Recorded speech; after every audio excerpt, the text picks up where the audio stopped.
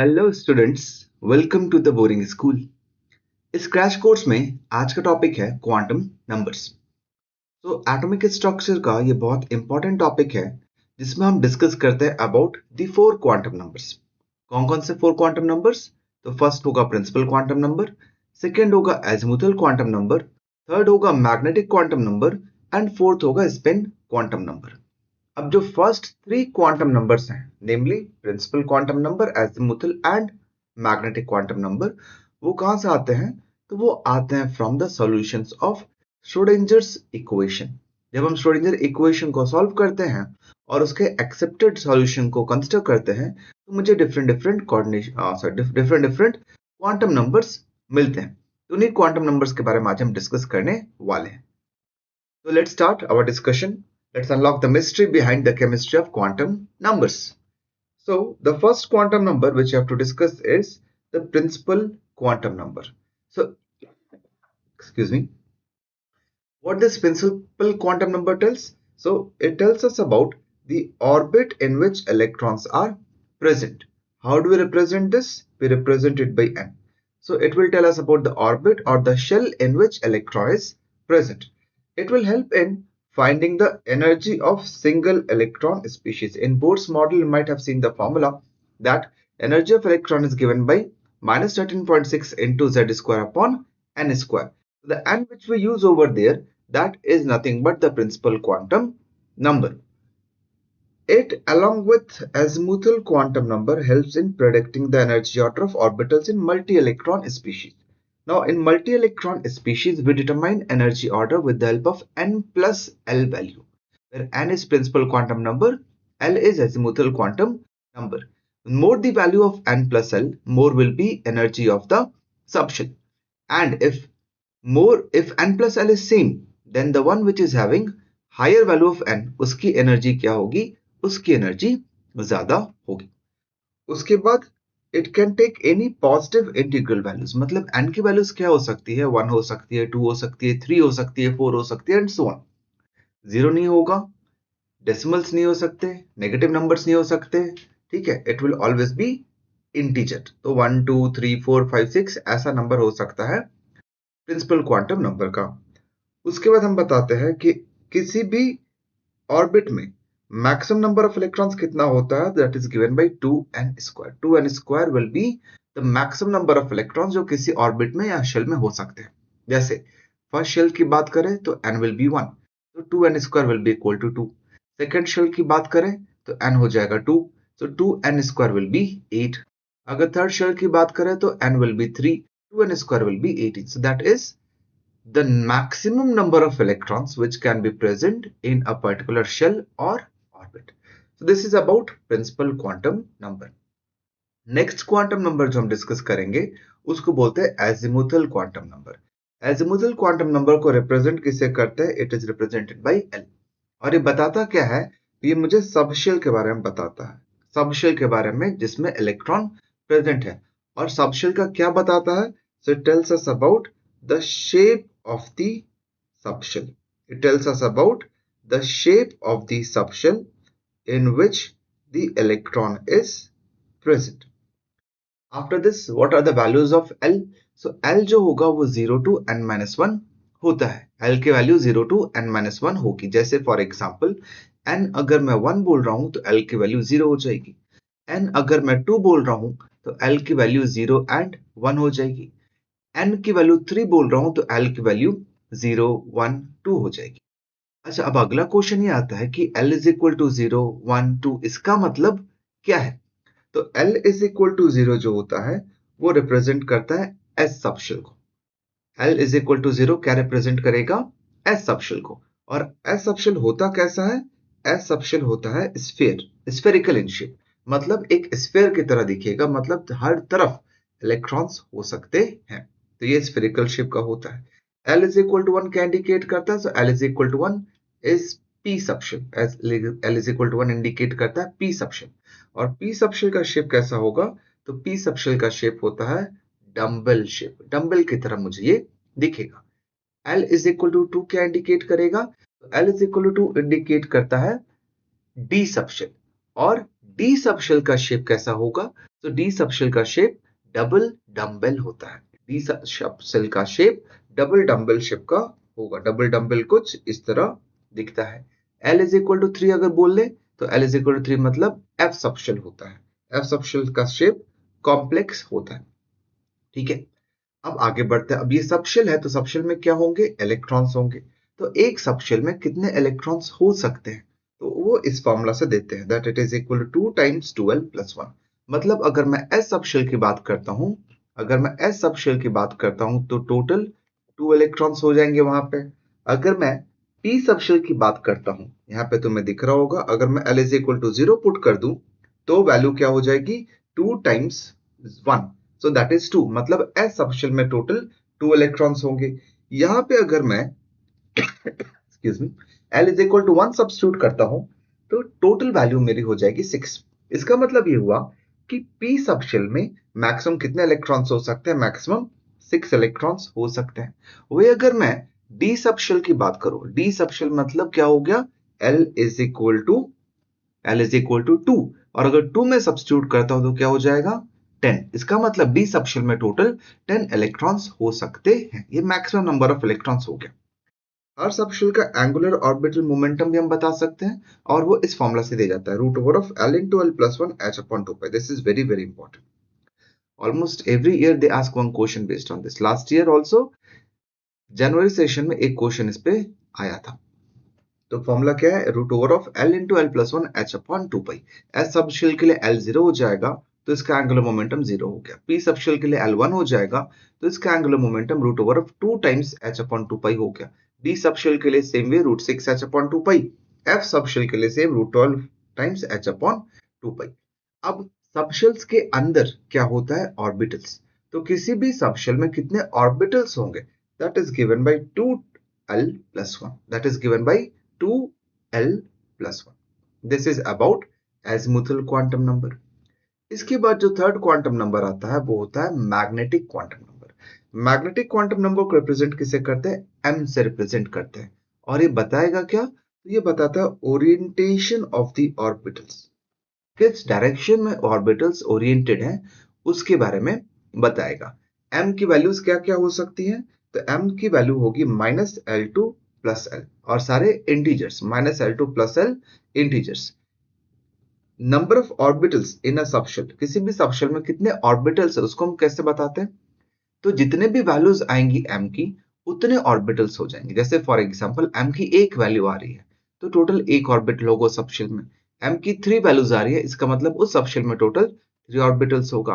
m की 5 values आ रही है, इसका मतलब उस सबशेल में टोटल 5 ऑर्बिटल्स होगा। जैसे फॉर एग्जांपल जब मैं L इज इक्वल टू 0 लेता हूं तो m की वैल्यू 0 आएगी। कितनी वैल्यूज आई, एक वैल्यू, इसलिए हम बोलेंगे L इज इक्वल टू 0 मतलब S सबशेल में 1 ऑर्बिटल होगा। L इज इक्वल टू 1 अगर लेते हैं, L इज इक्वल टू 1 मतलब P सबशेल। अब P सबशेल में M की वैल्यूज क्या आएगी, -1, 0 एंड +1। तो टोटल 3 वैल्यूज आ रही हैं, इसलिए we will say that P subshell में टोटल 3 ऑर्बिटल्स होंगे। अब M इज इक्वल टू -1 है तो हम उसको Px नाम देते हैं, 0 को Pz नाम देते हैं और +1 को Py नाम देते हैं। और ये दोनों जो होता है, ये दोनों इंटरचेंज हो सकता है, मतलब px की -1 भी हो सकती है और +1 भी हो सकती है, सेम py -1 भी हो सकता है और +1 भी हो सकता है। अब px py pz इसका मतलब क्या हुआ, तो मैंने देखा था कि p सबशेल का शेप जो होता है वो डम्बल शेप होता है। अब px में वो डम्बल क्या होगा, अलोंग द x एक्सिस होगा।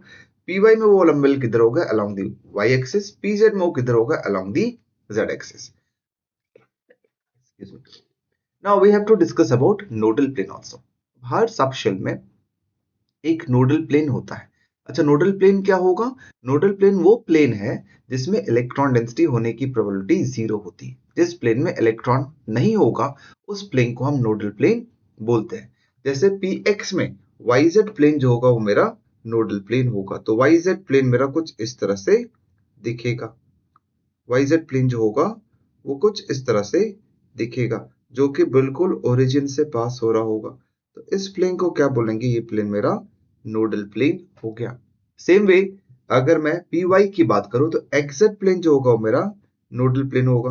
xz प्लेन जो होगा वो कुछ इस तरह से मुझे दिखेगा। ये जो प्लेन है which is passing through the origin that is our XZ plane. Same way PZ है तो वहां पे क्या प्लेन होगा, XY प्लेन जो होगा that will be our nodal plane. याद करने का सिंपल ट्रिक है, PX है तो YZ हो गया, PY है तो XZ हो गया, PZ है तो XY हो गया मेरा नोडल प्लेन. ठीक है, आगे बात करते हैं L is equal to 2. L is equal to 2 मतलब डी सबशेल. जब L इज इक्वल टू 2 है तो M की वैल्यू होगी -2, -1, 0, +1 एंड +2. तो टोटल 5 वैल्यूज आ रही है, इसका मतलब टोटल 5 ऑर्बिटल्स आएंगे. अब M इज इक्वल टू 2 मैं बोलूँ तो वो होता है dxy, M is equal to 1 होता है dyz, M is equal to 0 होता है dz स्क्वायर, +1 होता है dzx एंड +2 होता है dx square y square. So this are the name of 5d orbitals.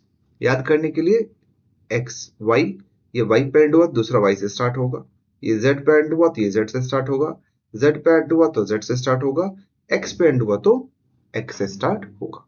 इस तरह से याद कर सकते हो. अगेन -2 और +2 इंटरचेंज हो सकता है, -1 +1 भी इंटरचेंज हो सकता है.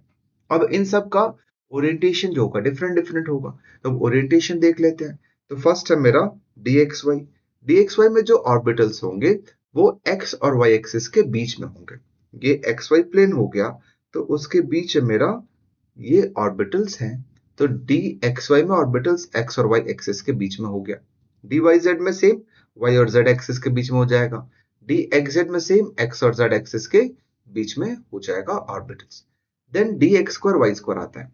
dx स्क्वायर y स्क्वायर में जो ऑर्बिटल्स होगा वो along the x axis and y axis होता है. और अगला आता है dz स्क्वायर, अगला आता है dz स्क्वायर. dz स्क्वायर में ऑर्बिटल जो होगा that will be along the z axis, और उसके अलावा एक सर्कुलर रिंग होगा around this lobe in the xy plane. तो इन सब में भी नोडल प्लेन होता है. अब dxy में नोडल प्लेन क्या होगा, तो xz plane and yz plane nodal plane हो गया. dyz में क्या होगा, xy and xz plane nodal plane हो गया. dxz में क्या होगा, xy and yz nodal plane हो गया. dx स्क्वायर y स्क्वायर में एक प्लेन ऐसा जो 45 डिग्री एंगल से पास हो रहा हो एंड एक प्लेन ऐसा जो इधर 45 डिग्री एंगल से पास हो रहा हो, इसको हम क्या बोलेंगे, this will be known as nodal plane. और dz स्क्वायर में कोई सा नोडल प्लेन नहीं होता है. So this is all about d subshell. इसके बाद आता है मेरा spin quantum number. Spin quantum number, पहली बात ये श्रोडिंजर्स इक्वेशन से मुझे नहीं मिला है. ये बताएगा क्या, ये बताता है about the spin off the electrons present in the orbital.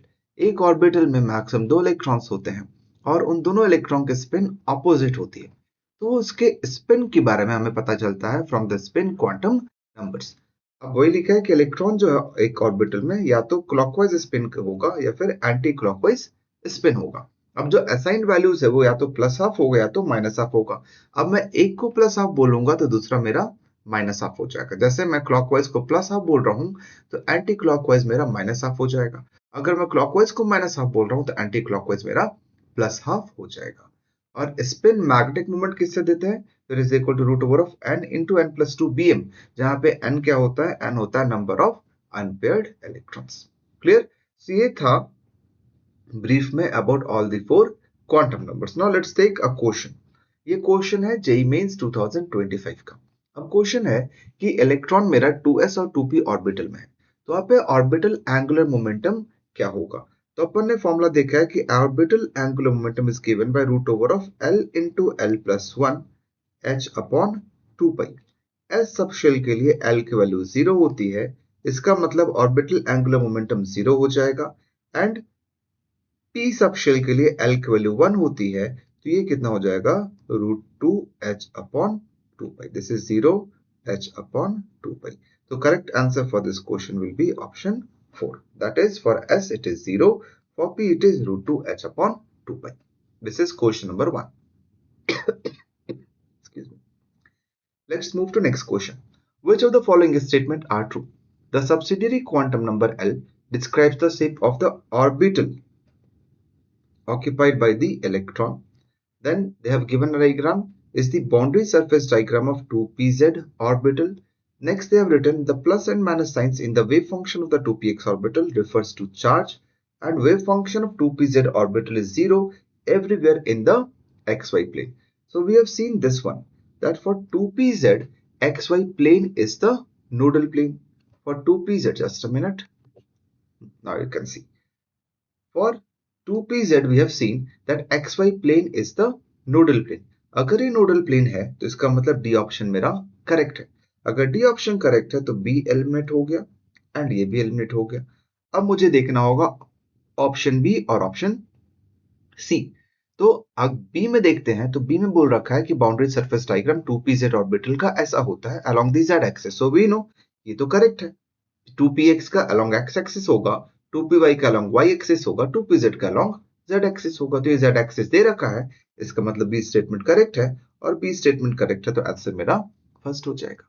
ठीक है. अच्छा, प्लस एंड माइनस क्या रिफर करता है? तो ये रिफर करता है the phase of the orbital phase of the electronic wave. Next, a question है, consider the ground state of chromium atom. How many electrons are with azimuthal quantum number L is equal to 1 and L is equal to 2. So if you see chromium का configuration हो जाएगा 1s2, 2s2, 2p6, 3s2, 3p6, 4s1 and 3d5. Now जब वो L is equal to 1 बोल रहा है, L is equal to 1 मतलब वो बात कर रहा है p सबशेल का. तो क्वेश्चन है कि p सबशेल में टोटल कितने इलेक्ट्रॉन्स हैं. मुझे दिखेगा p सबशेल में यहाँ पे 6, यहाँ पे 6, तो टोटल 12 इलेक्ट्रॉन्स हो गया. और L is equal to 2 की बात कर रहा है. L is equal to मतलब they are talking about d subshell. तो d सबशेल में कितने इलेक्ट्रॉन्स है? तो d सबशेल में टोटल 5 इलेक्ट्रॉन्स हैं. तो आंसर क्या हो जाएगा? करेक्ट आंसर हो जाएगा option 3, that is 12 and 5. I hope आप लोगों को क्वांटम नंबर समझ आ गया होगा. अगर चाहते हो मैं और ज्यादा डिटेल्ड वीडियो बनाऊं अबाउट द क्वांटम नंबर्स, तो कमेंट करो that you want more detailed video. And if you want PDF of my notes, then in the comment box you can write notes, then I will send you the link to download the notes. Hoping to see you in the next session. Thank you.